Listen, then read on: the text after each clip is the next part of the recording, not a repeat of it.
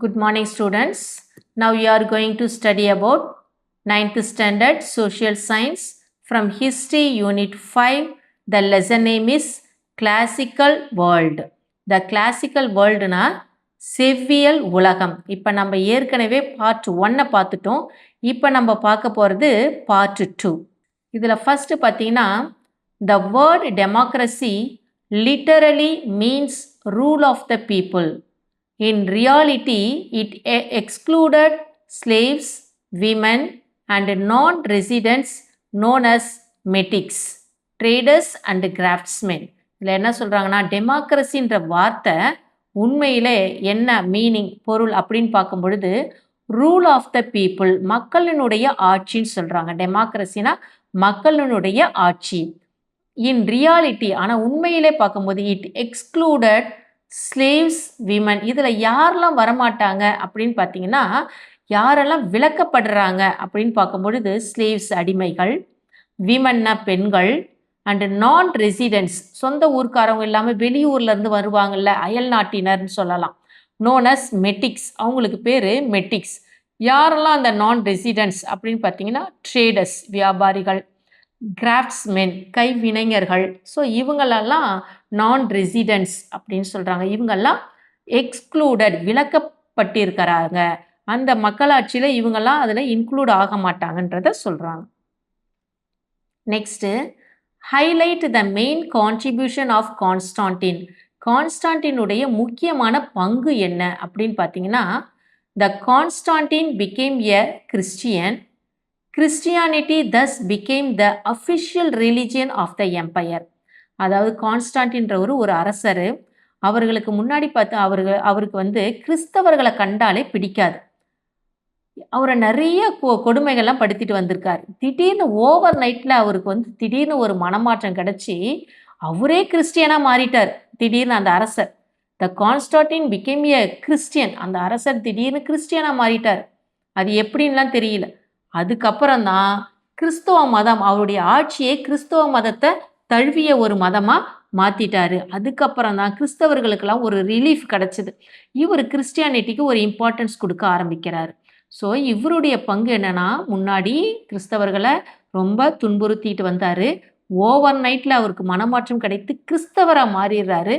கிறிஸ்தவராக மாறினதுக்கப்புறம் அவருடைய அரசாங்கத்தையே கிறிஸ்தவ மதமாக மாற்றிடுறாரு. நெக்ஸ்ட் பார்த்தீங்கன்னா the rise of Christianity after a brief period of glory in the days of David and Solomon. அதாவது என்ன சொல்கிறாங்கன்னா டேவிட்டு சாலமன்ற ஒரு அரசர்கள். இந்த அரசர்களுடைய ஆட்சியில் கிறிஸ்டியானிட்டி எப்படி இருந்தாங்கன்னா க்ளோரியாக இருந்தாங்க. ரொம்ப செல்வ செழிப்பாக, ரொம்ப புகழ்பெற்று, ரொம்ப சந்தோஷமாக மகிழ்ச்சியாக இருந்திருக்காங்க.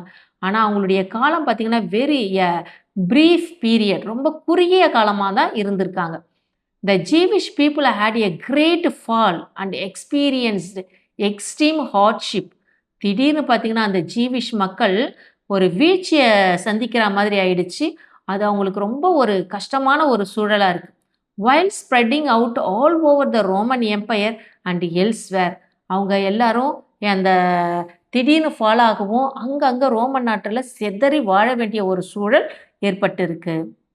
They hoped that a Messiah would arrive to restore their pristine glory. அப்போ அந்த மக்கள் என்ன பண்ணுறாங்க, ரொம்ப நம்பிக்கையாக இருக்காங்க.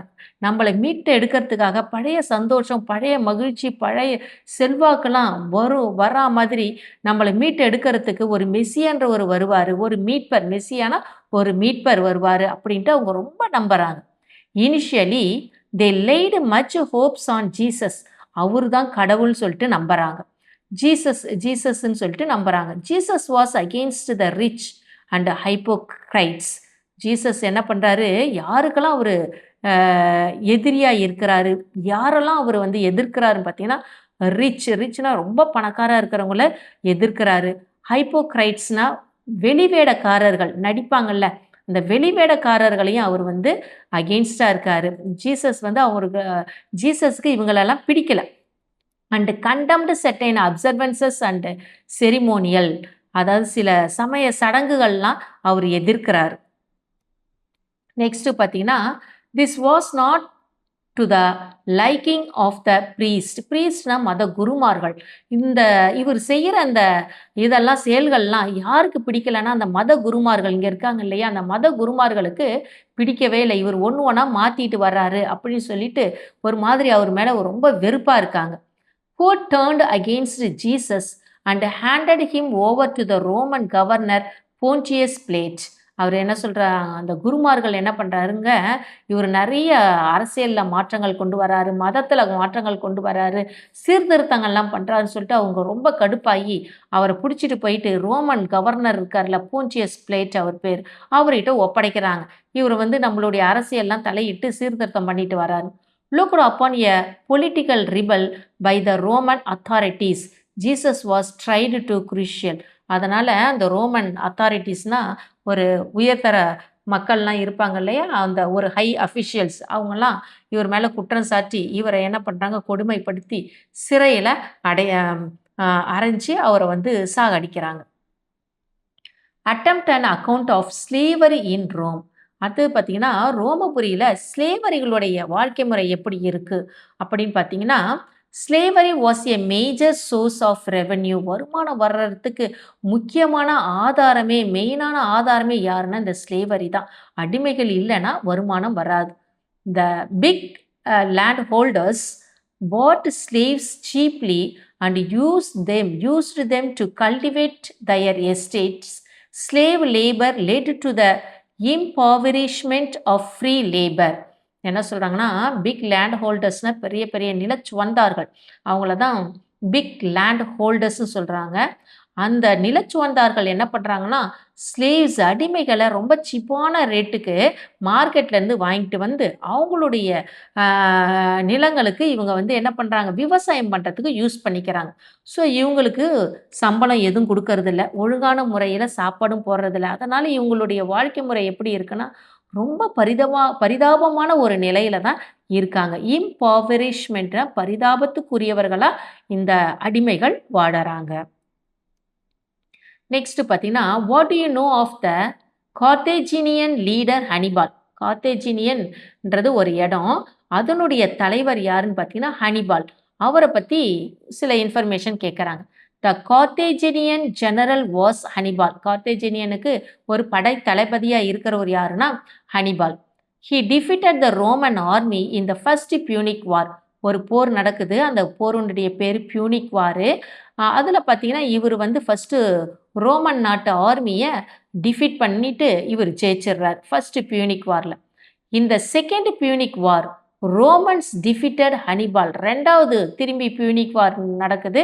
யார் யாருக்கிடையேன்னு பார்த்தீங்கன்னா அதே ரோமனுக்கும் ஹனிபாலுக்கும். இதில் யார் ஜெயிக்கிறாங்கன்னா ரோமன் நாடு ஜெயிச்சிடுது, ஹனிபால் தோல்வி விட்டுறாரு இந்த பேட்டில் ஆஃப் சாமான்ற போரில். Hannibal ended his life by poisoning himself. அதனால் இவர் தோல்வி அடைஞ்சதால் இவர் எதிரி கைக்கு நம்ம கிடைச்சிட போகிறோம் அப்படின்னு சொல்லிட்டு இவரே இவருடைய முடிவை தேடிக்கிறார். என்ன முடிவு அப்படின்னு பார்த்தீங்கன்னா, பாய்சன் குடிச்சிட்டு அவர் இறந்துடுறாரு. Next, what were the reasons for the prosperity of Han empire. Han empire உடைய ப்ராஸ்பரிட்டியான செல்வ செழிப்புக்கு 3 காரணங்கள் என்ன அப்படின்னு கேட்குறாங்க. அதில் the Han empire once again threw open the silk road for trade. அவங்க செல்வ செழிப்பாக இருக்கிறதுக்கு என்ன காரணம் அப்படின்னு பார்த்தீங்கன்னா ஹன் எம்பையர். ஹன் எம்பையர்ன்றது ஒரு பேரரசர். அவங்க என்ன பண்ணுறாங்க, மறுபடியும் சில்க் ரோடு, அந்த ரோட்டை ட்ரேட் வியாபாரத்துக்காக திறந்து வைக்கிறாங்க. எ லார்ஜ் எக்ஸ்போர்ட் ட்ரேட், நிறைய பெரிய அளவில் வியாபாரம் நடக்குது. Mainly silk. என்ன தான் வியாபாரம்னு பார்த்தீங்கன்னா அவங்களுடைய பட்டு தான் பயங்கரமாக எக்ஸ்போர்ட் பண்ணுறாங்க. Reached as far as the Roman empire. Roman அரசு வரலையும் அவங்களுடைய ட்ரேடு டெவலப் ஆகிருக்கு. Thus the Han empire became prosperous. இப்படி தான் அவங்க செல்வ செழிப்பாக இருக்காங்க வியாபாரத்தின் மூலமாக. நெக்ஸ்ட் பார்த்தீங்கன்னா, Saint Sophia cathedral. Saint Sophia கேத்தட்ரல்ன்றது ஒரு சர்ச், மிகப்பெரிய பிரமாண்டமான ரொம்ப ஃபேமஸான பெரிய ஒரு ரோமன் கேத்தலிக்கனுடைய church. Was built in mid 6th century AD. இதை எப்போ கட்டுறாங்கன்னா 6ஆம் நூற்றாண்டு நடுவில் மிடில் கட்டுறாங்க. The most magnificent building in Europe at that time. அந்த டைமில் பார்த்தீங்கன்னா யூரோப்லேயே ரொம்ப பிரமாண்டமான ரொம்ப அற்புதமான அழகான ஒரு பில்டிங் பார்த்தீங்கன்னா இந்த Saint Sophia cathedral. It was known for its innovative architectural techniques. அதாவது ஒரு புதுமையான நிறைய கலை நுட்பங்கள்லாம் பயன்படுத்தப்பட்ட ஒரு ஒரு சர்ச்சுன்னு சொல்கிறாங்க. This cathedral was turned into a mosque. இது வந்து திடீர்னு மசூதியாக மாற்றிட்டாங்க. யாருன்னு பார்த்தீங்கன்னா by the Ottoman Turks when they captured Constantinople. ஒட்டாமன்றது ஒரு ஒட்டாமன் டர்க்ஸ்ன்றது டர்க்ஸ்னால் துருக்கி நாடு. துருக்கி நாட்டில் ஒட்டாமன் எம்பையர் என்ற அவருடைய பேர் என்னென்னா ஒட்டாமன்றவர் தான் அவருடைய பேர். அந்த டர்க்கி நாட்டில் ஒட்டாமன் அவர் என்ன பண்ணுறாரு, அந்த கான்ஸ்டான்டினோபிள்ன்ற ஒரு இடத்த கேப்சர் பண்ணும்பொழுது இந்த இடமும் அவங்களுக்கு போயிடுது. உடனே அந்த சர்ச்சை என்னவா மாற்றிடுறாங்கன்னா மசூதியாக மாற்றிடுறாங்க. மாஸ்க்னா மசூதியாக மாற்றிடுறாங்க. Thank you students. இதோடைய நெக்ஸ்ட்டு பார்ட்டை நெக்ஸ்ட் வீடியோவில் பார்க்கலாம்.